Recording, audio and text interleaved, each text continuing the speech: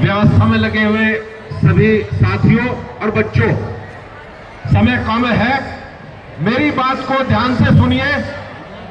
मैं अपनी तरफ से कहना चाहता हूं कि अगर बच्चों के घुटने दुख रहे हो तो मुझे सिर्फ 2 मिनट बोलना है, तो खड़े हो सकते हैं। अगर कुछ बच्चों के घुटने दुख रहे हैं तो खड़े हो सकते हैं, नहीं तो मैं अपनी बात को शुरू करता हूं। आप चाहे तो खड़े हो जाए, बहुत देर से बैठे आप। और जब सुने तो सिर्फ मेरी बात सुने, आप मत बोले प्लीज। बच्चों शांत हो जाओ, मैं भाषण नहीं दूंगा, 4-5 चीजें कहूंगा, उस बातों का ध्यान में रखना है आपको। आज विजय दिवस के अवसर पर हम सब इकट्ठे हुए हैं। विजय दिवस के बारे में सबने बता ही दिया। मैं बात को कुछ अलग तरीके से शुरू करके आपके सामने रखूंगा।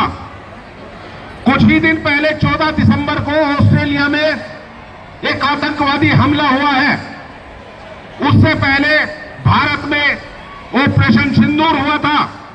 आप जानते हैं कि जिस तरह हमारे पहलगाम में आतंकी हमले में हमारे लोगों को निशाना बनाया गया था, मैंने उस समय भी अपने एक पॉडकास्ट में कहा था, एक स्पीच में कहा था कि अगर इन लोगों में जो आज आतंकियों का शिकार हुए हैं, अगर इन लोगों में अग्निवीर जैसी अच्छी शुरुआत से आए हुए 2-4 लोग भी होते तो हमारा इतना नुकसान नहीं होता। और ऑस्ट्रेलिया पर हुए हमले में यह बात साबित हो चुकी है। आपने देखा कि वहां पर एक व्यक्ति ने एक आतंकवादी को कब्जे में किया और बहुत सारे लोगों को मारने से बचा लिया। खैर, मैं चाहता हूं कि अग्निवीर जैसी शुरुआत में आप अपना हिस्सा लीजिए। विजय दिवस को और दूसरे हमारे जो महान दिवस है उनको याद कीजिए। हमारे लोगों ने जो बलिदान दिए थे उनको याद कीजिए।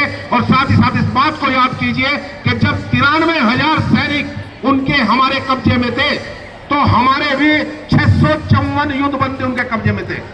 मैं रिपीट करता हूं, 9,300 हमारे घायल, 9,300 लोगों की हमारी शहादत हुई थी और करीब 10,000 लोग हमारे घायल हुए थे और 654 युद्धबंदी उनके कब्जे में थे। यह दुर्भाग्य की बात है कि इनके पास उनके 93,000 सैनिक थे। हमने शिमला समझौते की टेबल पर 93,000 लोगों को वापस करने की तो बात की, 654 में से सिर्फ 600 लोगों को वापस लिया, 54 युद्धबंदियों को वहां सड़ने के लिए छोड़ दिया। मैं किसी पार्टी की आलोचना नहीं करना चाहूंगा, बस इतना कहना चाहूंगा कि उसके बाद का समय आपने देखा, अभी वो दिन चले गए जब हेमराज का सिर काटकर लोग ले जाते थे और उनकी विधवा धक्के खाती थी मथुरा के क्षेत्र में। आज आपने देखा, शुरुआत भले ही सर्जिकल स्ट्राइक से हुई हो, शुरुआत भले ही बालाकोट स्ट्राइक से हुई हो, शुरुआत भले ही अभिनंदन जी के उस स्थिति से हुई हो जब एक पायलट को वापस लेने के लिए सेनाओं को सिर्फ विजय दिवस जैसे अवसरों पर याद ना करें। यहां अभी राजनीतिक लोग नहीं हैं, चले गए। अन्यथा मैं ये कहना जरूर चाहता कि सैनिक सिर्फ मुसीबत में ही क्यों याद आते हैं, सेनाएं उसी समय क्यों याद आती है जब देश पर कोई विपत्ति आती है। सैनिकों को, सेनाओं को और उन शहीद परिवारों को हमेशा अपने जहन में याद रखना चाहिए, जिनकी वजह से बाकी लोग राजनीति करते हैं, कोई व्यापार करते हैं और अपने घरों में शांति से सोते हैं। मैं एक और छोटा सा निवेदन आयोजकों से करना चाहूंगा। करीब 55 बच्चों ने, जहां तक मैं समझ पाया हूं, करीब 55 बच्चों ने यहां पर परफॉर्म किया। मैं उन 55 बच्चों और उनको तैयार करने वाले शिक्षक या उनके जो साथी हैं उनकी एक लिस्ट में आज के आयोजकों से मांगना चाहूंगा, वो मेरे पास भेजे।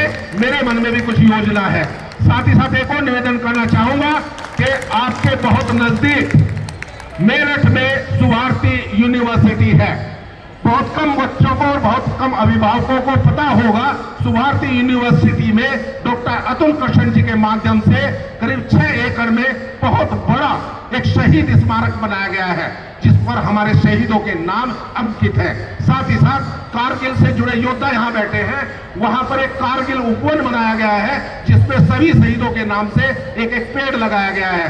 देखिए, जो देश, जो जनता अपने सैनिकों और सेनाओं को याद नहीं रखती, उस देश का भविष्य अच्छा नहीं होता।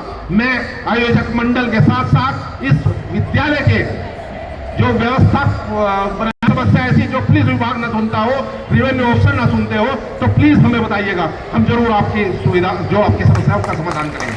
जय हिंद। ऐसे काम नहीं चलेगा। जय हिंद वो नारा है जिसने पूरे देश को, अखंड भारत को एक किया था।